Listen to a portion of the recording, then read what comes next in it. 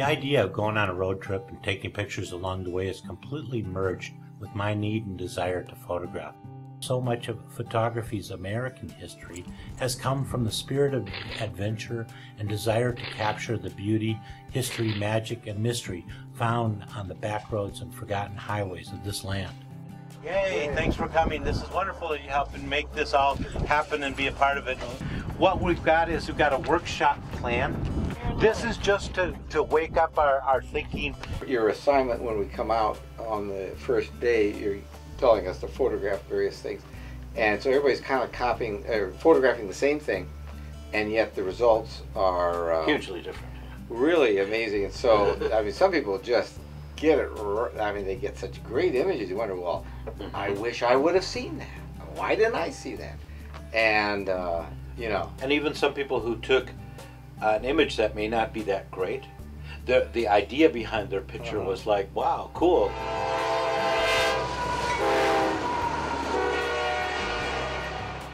There's so many times I've been someplace where you're looking at something and you're trying to capture in the camera what you're seeing with your mind's eye. I have a great appreciation for how hard that is. I don't normally shoot anything like this. I don't do landscapes, I don't do people, so this is totally new, and I thought A little outside your box, I maybe? wanted to very much get outside my comfort zone and try something new, and I thought, well, I would, I'm really at the point I would like some feedback. You know, the other part of getting something out of it is when you interface with people you're not you don't know.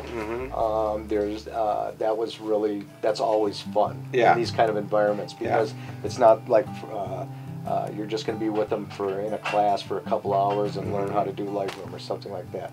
You know, we get to watch other people, how they work, what they're thinking about, and all that interaction is fun, and so that's a very positive part of it. Some people are, you know how creative people can be a little introverted. So sometimes people are a little introverted, and it's a little bit of a struggle for them to be around with other people for so long. The digital photography is wonderful because we're able to take pictures during the day and then meet at night or the next day and actually look at what we've done the previous day. And you can't do that with film photography, of course.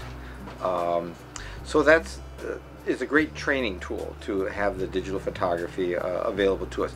Everybody who shows up often has either a laptop, or Howard has his laptop, so that takes care of looking at the images. Very interesting how the three of you are so very different. Yeah, we are. You know, Howard's thing was all about why do you photograph and how to do that. Yeah. And Sid was all about the technical aspects. Yeah. Focus. And here's how you do it so you can avoid that. I mean, it's very technically helpful in that. I like that. Yeah. And you're more the composition or how it works. Yeah. You look at how this works as a piece of, as an image. So it was nice to get all those three different perspectives. Yeah. That was just really helpful.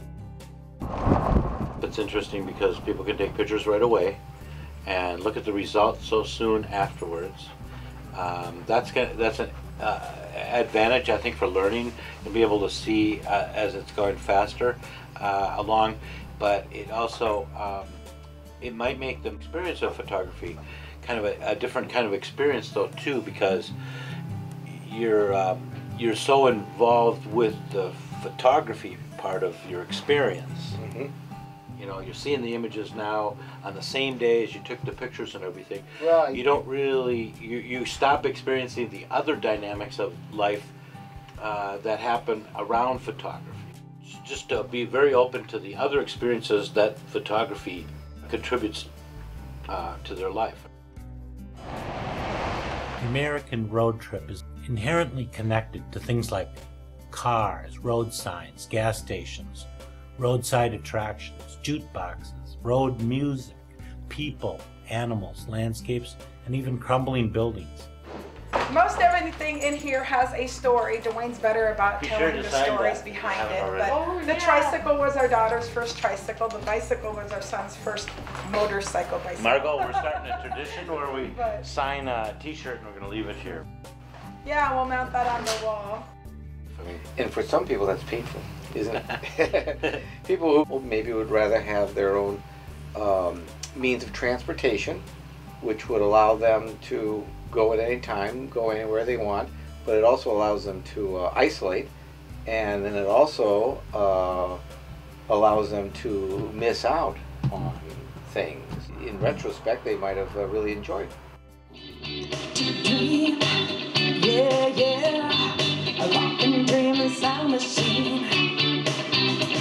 On a cloud of sound I drift in the night. Any place it goes is right. Goes far, goes near, to the stars away from here. Well, you don't know what we can find.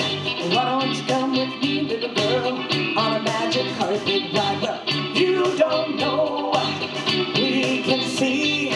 Why don't you tell your dreams to me? Fantasy will set you free. Close your eyes, girl. Look inside, girl. Let the sound take you away.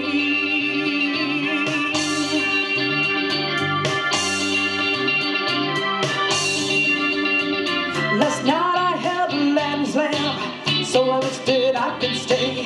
For the things that answer me, well, some of them took the lamp away. I looked around, lots of candles, all I found. Well, you don't know what we can find. Why don't you come with me, little girl, on a magic carpet ride? Well, you don't know what we can see.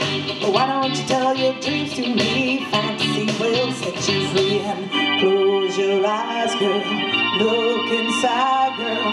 Let the sound take you away.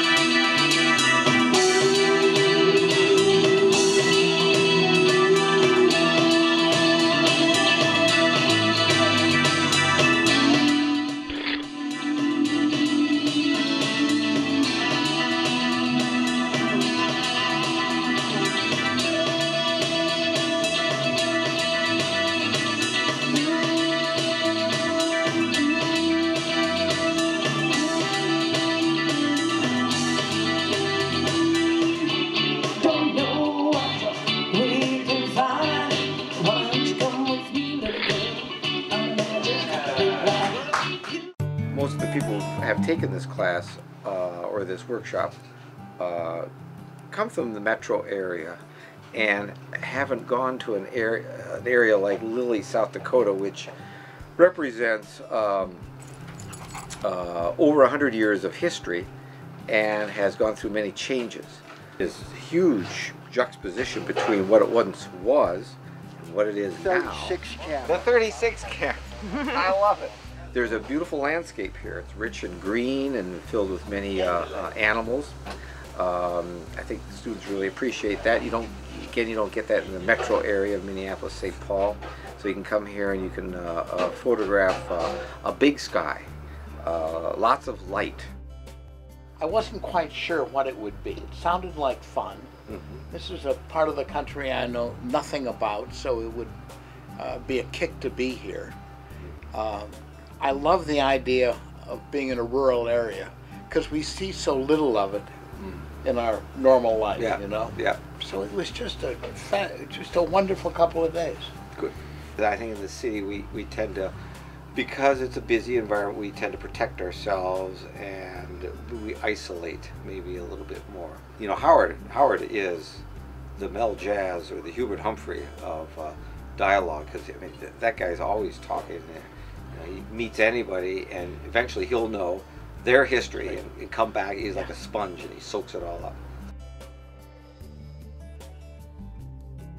I want to share with them the beauty and all the photographic opportunities, along with a better rural understanding for this part of the country.